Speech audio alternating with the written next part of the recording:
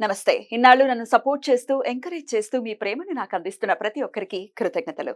అలాగే ఈ వీడియో కూడా ఖచ్చితంగా మీకు ఉపయోగపడుతుంది. లైక్, షేర్ అండ్ సబ్స్క్రైబ్ చేసి మీ సపోర్ట్‌ని నాకు అందించండి. అలాగే ఈ వీడియో పట్ల మీకున్న అభిప్రాయాన్ని కామెంట్ సెక్షన్‌లో కామెంట్ చేసి తెలియజేయండి. ఇప్పుడు వీడియోని చూద్దాం. జ్యోతిష్య శాస్త్రం ఒక అద్భుతం. వేదాంగమైన జ్యోతిష్య శాస్త్రం అనేటువంటిది మానవ జీవన గమనానికి ఒక వరం. జ్యోతిష్య శాస్త్రం నీ జీవితంలో వెలుగునింపే ఒక భాష. ఆ భాష నీకు అర్థమైతే ప్రకృతి నీతో మాట్లాడుతుంది. అస్ట్రాలజీ నేర్చుకోవాలి అనుకునే వారికి అద్భుత అవకాశం. మురళీధర శర్మ గారి అస్ట్రాలజీ క్లాసెస్ అతి త్వరలో మొదలు కాబోతున్నాయి. 100% జాబ్ గ్యారంటీ. వివరాల కొరకు సంప్రదించండి. నమస్తే, వెల్కమ్ టు అవర్ ఛానల్. నేను పద్మిని. ప్రస్తుతంతో పాటు ప్రముఖ ఆధ్యాత్మికవేత్త, ప్రముఖ న్యూమరాలజిస్ట్, లక్ష్మీ నరసింహస్వామి ఉపాసకురాలు శ్రీమతి స్రవంతి గారు మనతో పాటు ఉన్నారు. మాట్లాడదాం. నమస్తే అక్క. నమస్తే పద్మిని. అక్క, చాలా మందికి ఇప్పుడు మన లైఫ్ స్టైల్ అంతా మారిపోయింది. మనం ఉంటున్నటువంటి ఇంటికి సంబంధించిన వాస్తు కూడా రకరకాల లైఫ్ స్టైల్ చేంజెస్కి అనుగుణంగానే వాస్తును కూడా ఎక్కడుంటే బెటర్, బాత్రూమ్స్ ఎక్కడుంటే బెటరు, మెయిన్ డోర్ ఎక్కడుంటే బెటర్, ఇవన్నీ కూడా మార్పులు చెందుతూ వస్తున్నాయి కాల పరిణామాలని బట్టి కదా.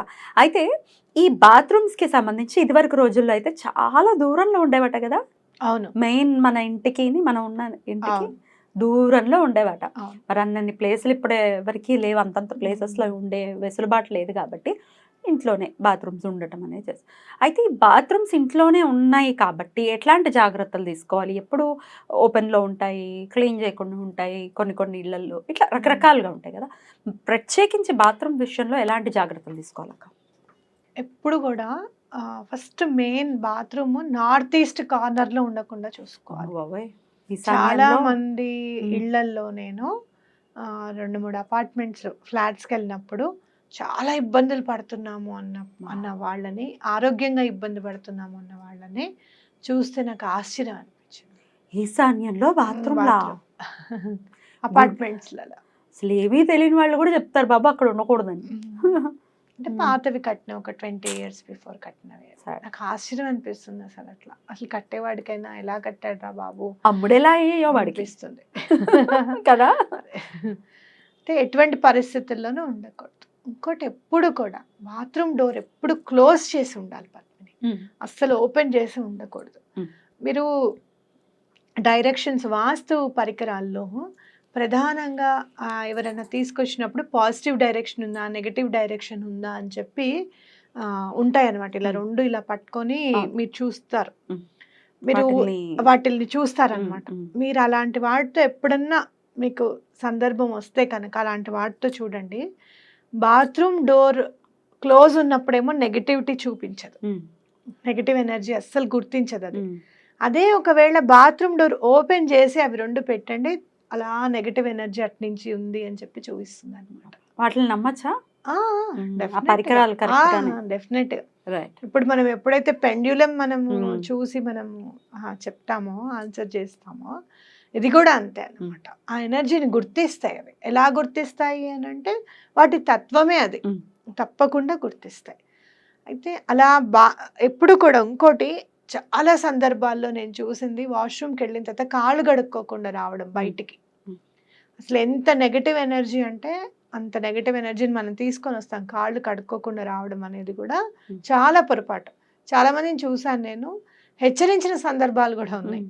మీరు వాష్రూమ్కి వెళ్తే కాళ్ళు కడుక్కొని రావాలి. ఊరికినే వెళ్ళామండి పంపు కట్టడానికి అంటారు. పంపు కట్టినా కూడా కాళ్ళు కడుక్కొని రండి. అందులో కడుగు పెడితే కాళ్ళు కడుక్కునే రావాలి. ఎందుకనంటే మనకున్న నెగటివిటీని కానీ, దుమ్ము ధూళినే కానీ, లేకపోతే ఏదైనా విసర్జించడం అనే కానీ ఆ ప్లేస్లో చేసేసి వచ్చేస్తాం కదా, ఇంకా అది పూర్తి నెగటివిటీని సంతరించుకుంటుంది అనమాట. కాబట్టి ఎటువంటి పరిస్థితుల్లోనూ అటు ప్రదేశంలోకి వెళ్తే కాళ్ళు కడుక్కొని రావడం. ఇప్పుడు ఎలా అయితే మీరు బయటికి వెళ్ళి వచ్చినప్పుడు ఎలాంటి నెగటివిటీ అయితే అటు ఇటు అన్ని తొక్కొస్తారో, బాత్రూమ్ విషయంలో కూడా మనం అదే గుర్తుపెట్టుకోవాలన్నమాట. అయితే కొంతమంది మీరు సాధారణంగా ఇంకా మీరు ఎక్కువగా చేయాలి, ఇంకా మనం ఓన్ హౌస్లోకి వెళ్ళిపోతున్నాం కదా అనిపిస్తే, మీరు ప్లాస్టిక్కి సంబంధించిన ఐటమ్స్ ఏవి కూడా బాత్రూంలో యూజ్ చేయకపోవడం చాలా మంచిది. మరి ఏవి ఉండాలి? స్టీల్వి తెచ్చుకొని పెట్టుకోవడం అనేది అలవాటుగా చేసుకుంటే, అసలు ప్లాస్టిక్ అనేది లేనప్పుడు మనం ఎలా ఉన్నాం పద్మిని? అవును, ఇత్తడివి కూడా యూజ్ చేసేవారు. ఇత్తడివి తర్వాత స్టీల్ వచ్చాయి కొత్తగా, అవునా? అలా ప్లాస్టిక్ అనేది లేకుండా చూసుకోవడం అనేది కూడా చాలా ఇంపార్టెంట్ అన్నమాట.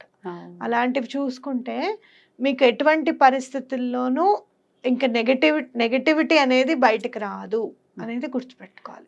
నెమ్మదిగా కొనుక్కుని అప్పుడోటి జమ చేసుకోవాలి. అంతే తేడా, ఎంతో లేదు పద్మిని. ఒక్క బకెట్ ఒకటి నేను వెరిఫికేషన్ చేసుకున్నా, బకెట్ ఒక్కటి 1000 రూపీస్ 899 ఉంది. ఇది ఎట్లాగో 250 మంచివి రీసైకిల్ కానీ అనుకుంటే కనుక 300 ఉండొచ్చు. మనం ఇంకొంచెం డిజైనింగ్ కావాలి అని అనుకుంటే ఉండొచ్చు. అయితే ఎప్పటికీ ఉండిపోతుంది. నేను అడ్వైజ్ చేస్తున్నాను అని, ఎందుకంటే నేను ప్రాక్టీస్లోకి వచ్చాను. ఇక స్టీల్ బకెట్సే ఉండాలి, ఇక మనం ఓన్ హౌస్కి వెళ్ళాం కదా అని. అతుకులేనివి తీసుకున్నారనుకో, స్టీల్ బకెట్స్ కారడము, చిల్లు పడడం అట్లాంటివి ఉండదు. అతుకులేనివి తీసుకోవాలి ఎప్పుడైనా కూడా. మనం నెమ్మదిగా అసలు ప్లాస్టిక్ లేనప్పుడు మనం ఎలా ఉన్నామో అలానే ఉందాము అని అనుకొని ఒకటి మనం ముందుకు వచ్చేస్తే ఈ ప్లాస్టిక్ అనేది వచ్చిన తర్వాత చాలా ప్రాబ్లమ్స్ వచ్చాయి మన లైఫ్లోకి.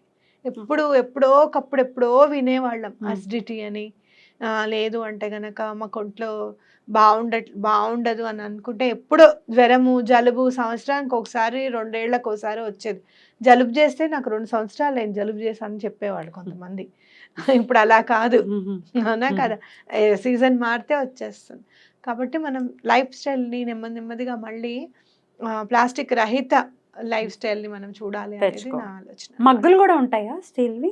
ఓకే, ఇప్పుడు ఇంకా రకరకాలుగా వస్తున్నాయి. మనం మామూలుగా మనకి ప్లాస్టిక్ ఎట్లయితే యూజ్ ఉంటాయో అలానే కూడా దొరుకుతున్నాయి. ఇంకా మనకి ఈజీ వే అయిపోయింది కదా. దీంట్లో ఉన్న వెసులుబాటు ఏంటంటే నీట్గా పెట్టుకోవచ్చు. మెయిన్ ఏంటంటే ఇప్పుడు నువ్వు అన్నావు చూసావా, తక్కువలో దొరకడం అనేది కూడా, దానివల్ల కూడా మనం దానికి అలవాటు అయిపోయాం. కాబట్టి నెమ్మదిగా అందులోంచి మనం బయటకు వచ్చేసేయాలి. రైట్. ఓకే, సో డెఫినెట్గా క్లోజ్డ్గానే ఉండాలి బాత్రూమ్ డోర్స్ అనేవి మస్ట్. అలాగే క్లీనింగ్ విషయంలో అక్క ఎట్లా అక్క, ఇప్పుడు చాలా డర్టీతో ఉండటం, లేకపోతే కొంచెం ఇబ్బందికరంగా ఉండే బాత్రూమ్స్ ఉంటాయి, చాలా నీట్గా ఉండే బాత్రూమ్స్ ఉంటాయి. ఎట్లా ఉండాలి బాత్రూమ్స్? మనం ఎప్పుడు నీట్గా ఉంచుకోవాలి.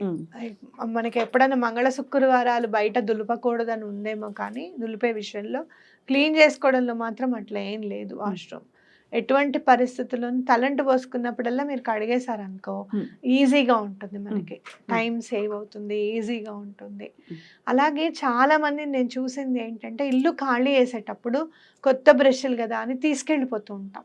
బాత్రూంలో యూజ్ చేసినవి తీసుకెళ్ళద్దు, అక్కడే ఉంచేసేయాలి. మన బ్రష్లు, చీపురు, తుడిచే కర్ర, చెత్త ఎత్తుకునే చాట, చెత్తబుట్ట, మీరు చెత్తబుట్ట కూడా రీసెంట్ గా కొన్నా సరే దాన్ని అక్కడే వదిలేసేయండి. కవర్లతో మేనేజ్ చేసి అప్పుడు ప్లాస్టిక్ ఉన్న పర్వాలేదు. అటువంటి పరిస్థితుల్లోనే మనం అది తీసుకెళ్ళకూడదు. చాట అస్సలు తీసుకెళ్ళకూడదు. అక్క, ఈ ఇల్లు ఖాళీ చేసే విషయం అని అన్నారు కాబట్టి నా డౌట్ ఇది, ఖాళీ చేసేటప్పుడు క్లీన్ చేసి ఇవ్వండి, మేము మీకు ఎలా ఇల్లు ఇచ్చామో అలాగే ఇవ్వండి అని అంటూ ఉంటారు ఈ ఓనర్లు. కొత్త కాన్సెప్ట్ ఇది. ఇది వరకు రోజుల్లో అయితే ఎలా ఉన్నా అలాగే వదిలేసి వెళ్ళేవాళ్ళు. ఎలా వెళ్ళాలి ఇంతకీ ఇల్లు ఖాళీ చేసి? ఇల్లు ఖాళీ చేసిన వాళ్ళు ఎప్పుడు కూడా క్లీన్ చేయకూడదు పద్మిని, చేయకూడదు. లక్ష్మి, ఇప్పుడు ఏదైనా వాళ్ళు చెత్త వదిలేసి వెళ్ళిపోయారు అని అంటే మనకు అట్లా క్లీన్ చేసి ఇస్తే కడిగిచ్చినట్టే అన్నమాట. అలా కడిగి ఇవ్వకూడదు. కొన్ని ఉన్నాయి, చాకలి వాళ్ళు వస్తారు కదా మనకి ఐరన్ చేసేవాళ్ళు, ముడి కట్టుకొని వస్తారు కదా, ఆ 2 ముళ్ళు ఇప్పేసి మళ్ళీ ఇలా వేసి వెళ్ళాలి. ఎటువంటి పరిస్థితుల్లోనూ. పూర్వం అప్పుడైతే మజ్జిగ చుక్క జల్లేవారు.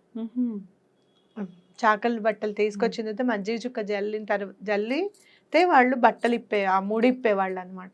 ఇప్పుడు సరే అంత టైం ఎవరికి లేదు, మనం ఉన్నప్పుడో లేనప్పుడో వాళ్ళు వస్తే వాళ్ళకి ఖచ్చితంగా చెప్పాలి, నువ్వు ముడి ఇప్పి మళ్ళీ వేసి వెళ్ళు అని చెప్పాలి. ఇలా కొన్ని మనము నేర్చుకోవాల్సినవి ఉంటాయి ఎప్పటికప్పుడు.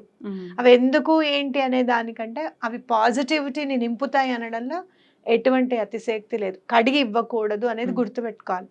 కాన్సెప్ట్ మారింది. మీరు వెళ్ళిపోండి, మళ్ళీ 2సారి వచ్చి కడిగి ఇవ్వండి. మీరు వెళ్ళేటప్పుడు కడిగి ఇవ్వకుండా ఫీజిబిలిటీ చూస్తాం కదా, అన్నిటికీ రెమెడీస్ కావాలి కదా మనకి. మీరు కడగండి, లేకపోతే ఏదైనా యాప్ లో కడిగించేసేయండి.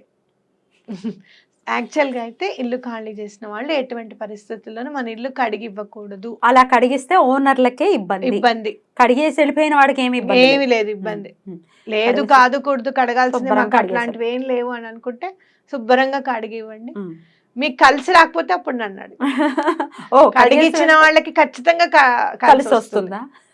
అందుకని వాళ్ళు కడిగించుకుంటాం అనేది. ఇప్పుడు ఇల్లు నీట్ చేయడం, ఒక్క చిన్న సింపుల్ గా ఒక లాజిక్ చెప్తాను మీకు. ఇల్లు నీట్ చేయడం అనేది చాలా ఇంపార్టెంట్. మనకి పాజిటివిటీని సంతరించుకుంటుంది. మీరు దులిపేసిన తర్వాత, కడిగిన తర్వాత మీరు బాత్రూమ్ అయినా సరే కొత్త వెలుగు వచ్చినట్టు అనిపిస్తుంది మనకి.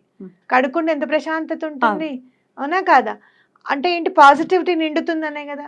మరి కడిగించిన వాళ్ళకి పాజిటివిటీ వస్తుందనే కదా అర్థం.